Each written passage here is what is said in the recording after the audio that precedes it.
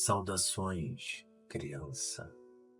Vejo que está tão perdida nas sombras deste mundo quanto eu. Afinal, acabou me encontrando. Você cavou tão fundo que aqui está. Antes de prosseguirmos, permita-me dizer que você está tendo uma oportunidade única. Minha espécie não costuma se expor de tal forma, ainda mais para a sua. Entretanto, devo dizer-lhe que este não é o lugar adequado para uma mente jovem e frágil. O que estou prestes a te contar é de um terror psicológico tão dantesco que te causará angústia. Contudo, se temas delicados ou grotescos ferem o seu pobre coraçãozinho, recomendo que vá embora e não olhe para trás.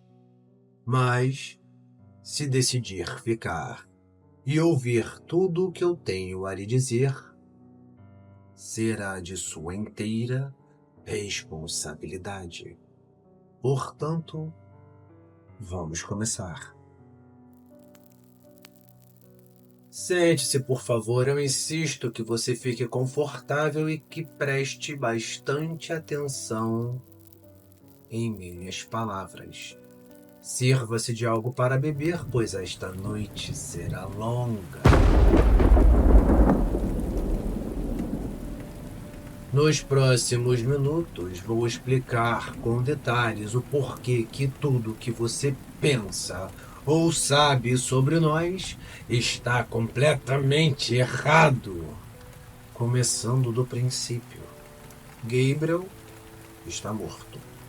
E eu também. O que resta daquela criatura repugnante está apodrecendo em alguma tumba velha e esquecida.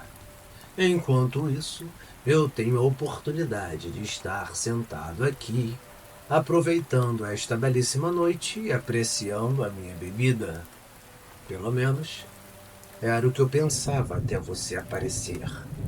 Seu cheiro lascivo, sua arrogância no caminhar, medíocre criatura de Deus. Corrija-me se estiver errado, mas parece que você não faz ideia de quem ou o que eu sou. Mesmo que eu te prove empiricamente que não faço mais parte do mundo dos vivos, você jamais acreditaria em mim. No entanto, devo admitir que estou desapontado com o fato de você não estar tão perturbada com a ideia de eu ser um vampiro. A verdade é que temo que isso seja o menor dos choques que a aguarda nesta jornada. Minha espécie está longe daquela farsa hollywoodiana que você conhece. Nós não queremos nos casar, e muito menos brilhamos como fadas. Não seja ingênua. Maldição! Será que você realmente é tão tola assim? Não me desaponte. Por favor, não desperdice o meu tempo. De qualquer forma, esta não é a minha história, mas sim a de um ex-cavaleiro arturiano, cujo a devoção era tão inabalável que parecia imune às tentações do mundo. Mas, dentro dele, em um canto obscuro da sua alma, dormia uma fome insaciável por poder. Uma sede que ele mal ousava admitir. Sua força, outrora uma virtude, tornou-se o catalisador da sua própria ruína. A ambição que consumia era voraz, tal como um parasita que se alimentava das sombras dos juramentos que um dia o definiram. E foi essa a mesma ambição que o levou a um ato de traição silenciosa contra tudo o que ele jurava proteger. Por ela, ele lançou-se ao abismo, um poço sem fundo de trevas eternas. Contudo, o abismo o abraçou como uma mãe que acolhe o seu filho perdido. E naquele abraço frio e infinito, ele encontrou sua verdadeira natureza. As trevas marcaram sua carne, moldaram a sua mente. E aquilo que voltou já não era um homem. Agora essa criatura caminha entre você, seus humanos imundos. O que antes era um nobre hoje não passa de um eco corrompido do cavaleiro que um dia foi, com os olhos que ardem como brasas e a voz que ressoa com o peso de 1000 condenações. Lembre-se, o abismo jamais dá algo de graça. É notório que você não está entendendo nada. Claro que não.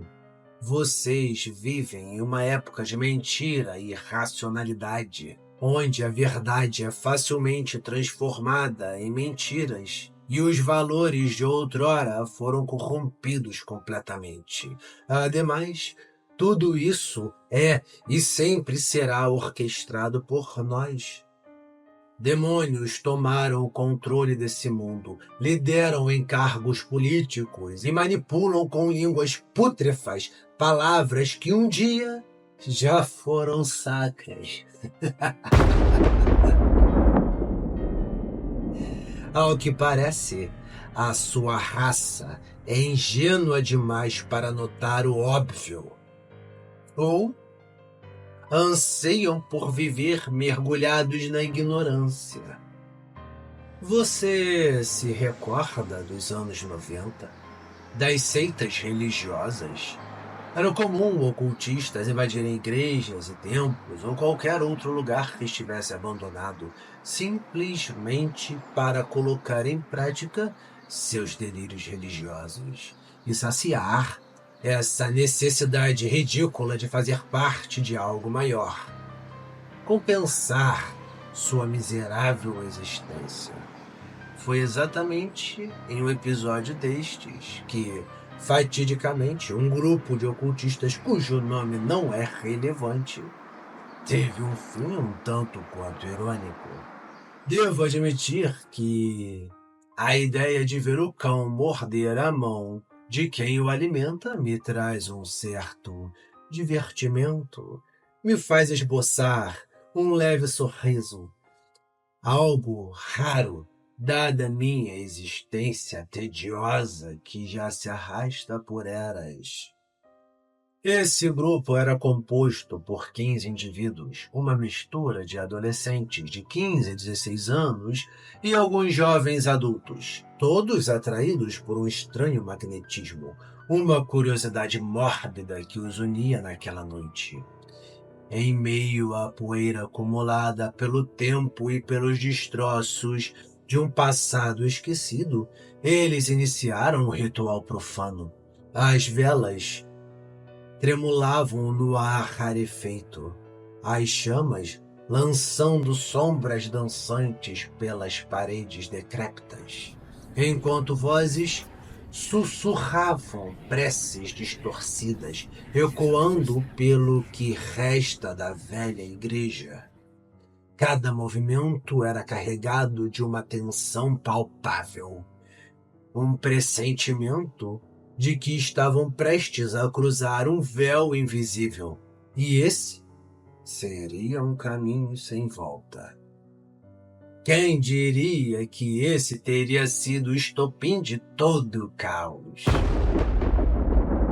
Um dos jovens, Breno, foi designado para explorar o lugar em busca de relíquias, artefatos que, de algum modo, os conectasse às entidades que presumiam estar à espreita. Quem diria que essa tarefa, aparentemente simples, seria o catalisador de todo o caos que se seguiria? Depois de uma breve caminhada, Breno desceu até o sepulcro da igreja, um local sombrio, escondido abaixo da estrutura, onde o ar parecia ainda mais pesado. Após caminhar por um corredor estreito e úmido, ele encontrou uma pequena cripta. Dentro dela, para sua surpresa, havia uma estátua. Por que uma estátua estaria guardada em um lugar como aquele? A pergunta ecoou em sua mente enquanto a curiosidade o levava a violar a velha porta de aço enferrujado que protegia o local. O jovem humano não era nem de longe um arqueólogo, não tinha sequer qualquer formação na área, mas naquele momento se sentiu como um. Com uma minuciosidade quase obsessiva, analisou cada detalhe daquele túmulo de pedra. O tempo parecia ter parado enquanto seus dedos corriam pela superfície áspera. Aos pés da estátua, uma inscrição chamou sua atenção.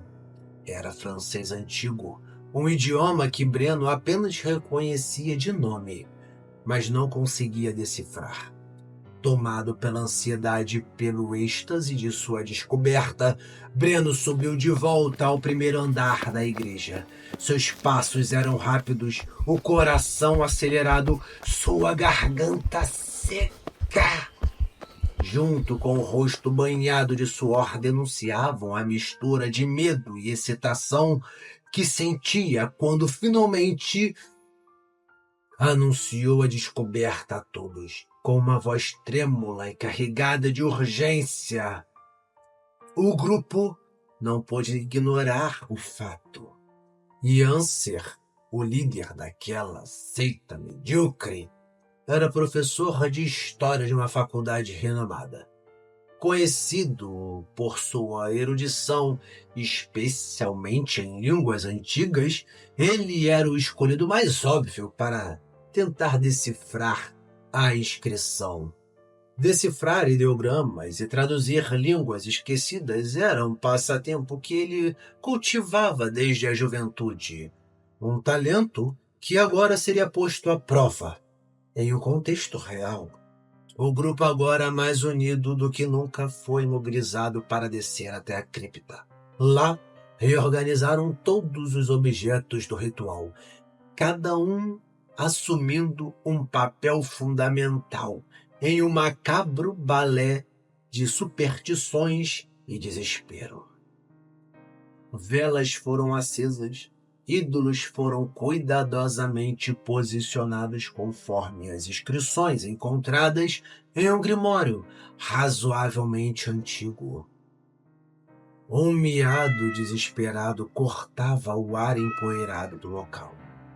E é claro que o pobre animal preso em uma caixa de transporte não seria esquecido.